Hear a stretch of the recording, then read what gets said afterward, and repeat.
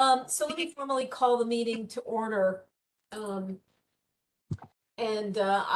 will not, let me take a roll call to not establish a quorum or to establish a non-quorum. It is January 13, 2023. It is 10:12. This is the first monthly meeting of the year of the St. Louis County Human Relations Commission. Secretary Ahmad is not on board. Commissioner DeBeer, Present. Commissioner Fan, Present. Vice Chair Hall does not appear to be in. Commissioner James is not answering, does not appear to be in. Commissioner Johnson, Cindy Johnson, does not appear to be in attendance. Commissioner Pellegrini. Here. Thank you. So we have 4 members present. We need one more in order to officially establish a quorum. We don't have anything to vote on in particular. Our guest, let me just see if she wrote back. I don't think she did. No. Tamika Perrine is the currently the executive director of cultural leadership, and she's been on the job about a year. I'd asked her to join because I thought it would be interesting for folks to learn about cultural leadership. Number one, they're doing a lot of interesting work in the community. She comes out of a pretty consistent nonprofit space in development. She was with City Academy. She was part of the Ferguson Youth Initiative organizational structure. She was involved with the United Negro College Fund. And she has a very entrepreneurial spirit. Full disclosure, I'm on the advisory board for cultural leadership, have been for many years. And I think she's really doing some interesting things with expanding the work that they need to do, which has normally been on a fairly small scale. And frankly, I thought her voice would be a good one as we have this continuing conversation about the relevance of the Human Relations Commission, the structure of it, what it does going out into community, and how it helps build relationships and also focuses internally on the county as well as externally. So she's at a meeting in DC, and apparently wherever she is not giving her the ability to log in. So we'll have to push her to the next meeting, and she was very graciously flexible for this one. So I'm looking forward to her joining us because I think she'd be a really relevant voice. And I know she knows some of the folks who are on this commission and some of the folks with the county. So she's a consistent ally in the community. So we'll not have her in the new business. We, in terms of the minutes, so it turns out that we had some recording issues over the last few months in the transition between Jay Nelson, who is was with the county and is now with the city of St. Louis, and Matt McLaughlin, who has been tasked temporarily with taking this responsibility on and everything else. We're looking for the previous minutes of the previous meetings. So we don't have an official set of minutes yet for November. We will do that next month. And then when hopefully we'll have a quorum anyway. The December 9 meeting was canceled because that's exactly when Jay Nelson left, and things were a bit haphazard at that point. And we don't think we had a quorum for the 9th either. And so here we are. We want to have a continuing conversation on the public meeting options. I did, just so you know, I contacted because Vice Chair Hall had suggested the city of Olivet as an option. It's central and the parking's easy and all that sort of thing. So I called them and I spoke with the chief, who was like, sure, come on, that would be great. And she put me in touch with a particular community liaison, and I haven't heard back from that person yet. Just need to get them to say, yes, they're up to the idea. And then when we figure out some dates and times, then we can get more specific with them. So that's always going to be an option. And then Ekin you had been nice enough to offer spaces in UMSL, and if we need to do that in addition or in place of, however it plays out, we'll come back to you and see what the possibilities are and say thank you in advance. I think I can say Theta appropriately. Mr. Murdoch is still under the weather. Yes, he is. Kenny has COVID, and so he's out. And I wasn't sure he was going to be in good enough shape to join us today anyway. So we will, with the start of the new year, talk about the continuing conversation on the equity plan and what that looks like. And in the old business category, continuing discussion on the role of the Human Relations Commission, I think needs to wait until we actually have a forum. I don't see, we have, oh, okay. So Matt, is Dr. Stewart able to participate at all, to be? Yes. Oh, hi, Monica. Good morning. How are You, you? you can hear me? Yep. Awesome. This was the hardest thing today that I've done. I'm so sorry. I really hope the rest of today goes a whole lot more smoothly. It Hopefully sounds like so. sounds like you were not alone in No. your challenges technologically. Would you mind, even from your space on the phone, introducing yourself and just sharing a little bit about yourself with the folks who are on the call? Okay, my name is Dr. Monica A. Stewart. I'm the Community Engagement Liaison for the Office of the County Exec. So some of my duties are faith-based, Chamber of Commerce. My background is education. I was a PE and health teacher in my former life. Um, I was a assistant principal, and I've been on the faculty for 2 universities, Harris-Stowe State University and Missouri Baptist. I'm deep into the community. I've been on multiple organizational community activities, so I'm happy to be on this call. And thank you. I was hoping we'd be able to share with you a more robust conversation about the various things that are going on, and I suspect that'll have to wait until next month. But at least for the folks who are on the phone, Jay, would you mind introducing yourself to Dr. Stewart and telling a little bit about your background? Yeah, sure. Jay DeBeer, I think I've served on this committee for 2 or 3 years. My background is twofold. So healthcare, I worked as a healthcare executive, primarily in the area of behavioral health. I've also worked in international, local, and regional ministries. So a little bit about me. It's a pleasure to serve on this committee and contribute. I definitely learn a lot. So thanks for having me. Nice to meet you. Thank you. And Ekin, would you just share a little bit about yourself for Dr. Stewart? Sure. I'm Ekin Pellegrini. I moved here to the country 20 years ago. I've been in St. Louis for 16 years. I'm originally from Turkey. And currently, I'm the Associate Dean for Graduate Programs at the University of Missouri St. Louis. I'm also a Professor of Leadership. Okay. And Caroline, can you?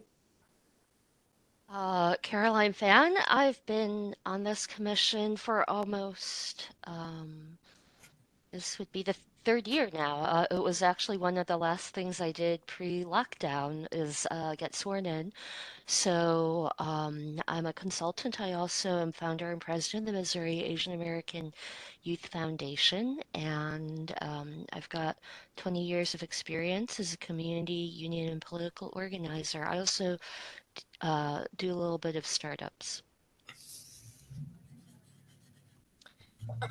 And our other members, Monica Azra Ahmad, who is an attorney working in support and advocacy for the Muslim community, among others. Vice Chair, and Azra is the secretary. Vice Chair is Chief Shanette Hall, who's currently at Harris Stowe, and Dwayne James, who I think you may know. Yes, I know him and Shanette. I know both of them. The University of Missouri Extension Mhm. and the Leadership Fellowship Program there, and Cindy Johnson, who hasn't really attended meetings very much, so I can't tell you where she is right now. But that's comprising the group right now. We have 3 vacancies under the current charter language. The council expanded the structure of the chart of the commission in 2021, which is when Commissioners Pellegrini and James and Johnson came on board, from 9 members to 11. So it gives us 3 vacancies right now. And so that's part of the continuing conversation. What does that look like going forward? Of course, in consultation with the county executive. The only other thing I would offer, and one of the people who's in attendance is Alex Reichert, who is in the county executive's office. He is leading special projects. Leads me to just sort of give you a brief update on some of the changes that are going on that might be relevant for learning from commission members in the coming months. Before I came into the county, a process of what was called transformational projects had started in a variety of different departments. The ones I can share that are housed in administration primarily sit in, from a human relations perspective, sit in what's now called county HR. And the pendulum swings back and forth periodically, but I would say for quite a few years now, like maybe even more than a decade, personnel staff, human relations staff in the county were located in each of the 14 major departments that make up county operations. And over time, it became pretty clear that there were concerns about a lack of uniformity of standards, of approaches to staff, in everything from discipline to education, kind of you name it. And so there was a move in the part of sort of creating more efficiency, centralizing operations, particularly in the area of equity, which was something we're all interested in, to pull everybody back out of their different departments to county HR. So that officially happened. 2022 was a pilot year. And as of January 1, almost all those folks representing and sitting in the departments are now part of county HR in the Department of Administration. That's led to a complete reorganization of HR function that is still under going its reorg, and it's probably really going to be another month or 2 before I think it settles down into kind of day-to-day operations. And everything from education, the employee experience, employee onboarding, human resources information systems, the HRIS systems, talent and recruiting. What does it look like to come into the county, to have opportunity so that you don't just come in and stay where you are and leave, but that we actually provide pathways for growth and create opportunities for people maybe to leave departments and go to other departments, but take their knowledge of being within the county and keep it. Like everybody else, we have a turnover issue. And I think one of the things we're trying to do is get a sense that there's more value. I think one of the biggest challenges in the human relations space is that for 10 years or 12 years, twice over a period of time after 2008, when the economy went downhill, salaries for St. Louis County staff were frozen. Boy, I got to hand it to those people who made a commitment to stay with the county during that time. Bless them. But we're behind the market. And so right now we're doing a compensation study that hopefully will be finished by the middle of summer to figure out lots of innovative and creative ways, plus adding money in to bring us up to a more competitive place so that we can get the best and the brightest to come into public service and stay. And frankly, there are a lot of things that have happened in the last year to support staff in that way. We now have 12 weeks of paid parental leave. I don't think there's anyone else in the state of Missouri who is offering that, and that's including spouses, partners, adoptions, fostering, grandparents, you name it. It's a pretty broad policy. It also provides 80 hours for what used to be called well woman visits, prenatal visits to doctors, and then an additional 80 hours after a child is born or adopted or in a foster setting to provide time, paid time for those family members to take them to the doctor if they need. There's also an additional 2-week paid leave that Dr. Page had already put into place a couple of years ago for caregivers generally. Mhm. So we're trying to do that. We're going back into a more robust tuition reimbursement program. We're going to be looking at a lot of innovative partnerships around town in education, not just sort of workforce development type education and the professions and in trades, but things more in the broad arts and sciences space as well. So that's up for conversation. And then the last thing that is in the early stages, early stages, is a mediation center. Traditionally, St. Louis County's had a grievance process. I'm not a big fan of grievance processes. They're adversarial and they're not necessarily designed to help people reach an invested solution to a problem. And so my hope would be, since I really don't want to see St. Louis County continually getting sued, for any reason, but most importantly for issues having to do with discrimination, retaliation, hostile work environment, you name it, that we can provide a safe space for people to have a facilitated and professional conversation where they reach their own conclusion and then are able to go back to work. So that we keep people on the job and we keep people being heard, validated. So all of that's going to be coming down the pike in the next 3 to 4 months. Certainly, I would like to think most of it would be more formally underway by summertime. So there's a real effort to really value and lift up staff. And I'm glad to say that colleagues across the county and all the departments, they're already spending time on this, but we're going to be even more intentional about it. So that's my official report from the administration human relations space. Beyond that, does anybody have any questions in terms of new business, any good and welfare things that we should be paying attention to that we're not apart from the broader discussion about our role in community, et cetera, et cetera? I'm happy to hear it. And Dr. Stewart, if you have any specific questions from where you sit or information to offer relative to the community engagement space, we're all ears. This is Caroline. First of all, I'd like to say I'm sorry that Mr. Murdoch is not well. Second of all, uh, the Missouri Asian American Youth Foundation is partnering with House Rabbit Society for Lunar New Year, Year of the Rabbit.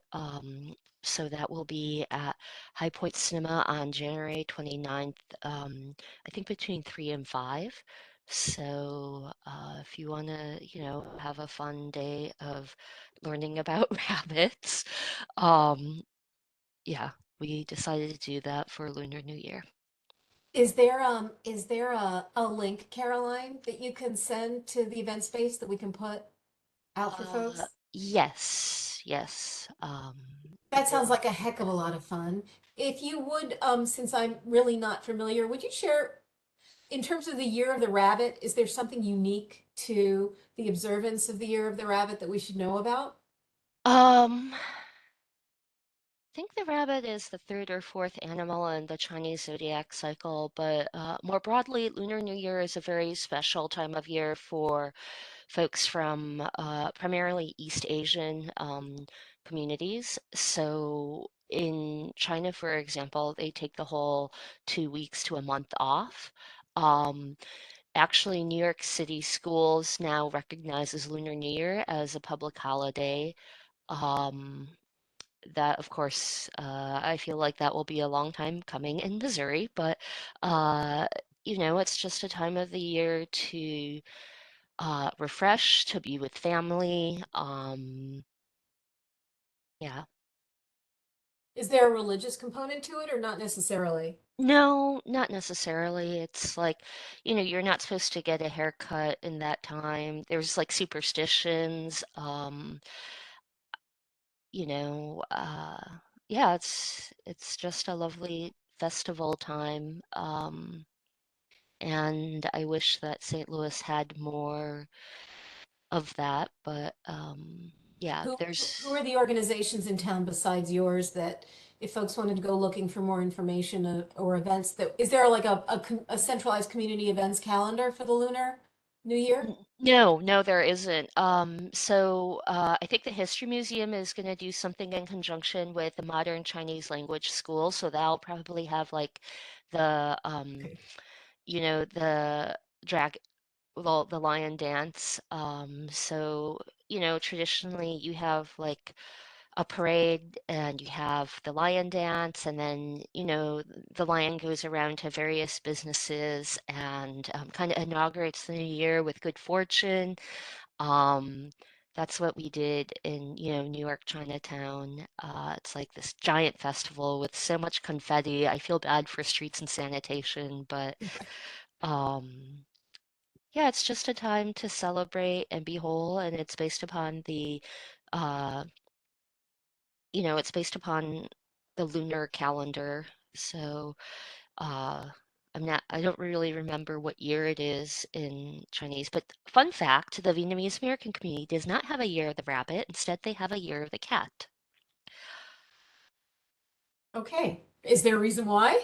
I think so. I think somehow the cat got into I think, and I'm not going to tell the story correctly, but I think the cat basically got into the race, into the pictorial animal race. So yes. Interesting. Okay. Well, thank you. Um, I think that's something that needs to go in the monthly newsletter so we can let county staff know about that. I'll follow up on that. Um, Anybody else? Ekin, anything special coming out of council? Okay. Jay, anything from your end? Then I will move to adjourn. And uh, uh, do I have a second? I don't really need to, right? I can't, I actually, that's right, Noah. I can't move to adjourn because we don't have a quorum. I can't even do that. So I will just say, I love procedure. Happy New Year. Looking forward, next month, I guess it's February 10th. We'll see if we can get Tamika back. We may have a couple of other guests there to talk about some things that will go on, and we'll hopefully get the tech piece to be nice and smooth for everybody. Thank you to those who came out. And it's nice chatting with y'all. Bye, everyone. Happy New Year. Yep. Bye. Bye. Happy New Year. Happy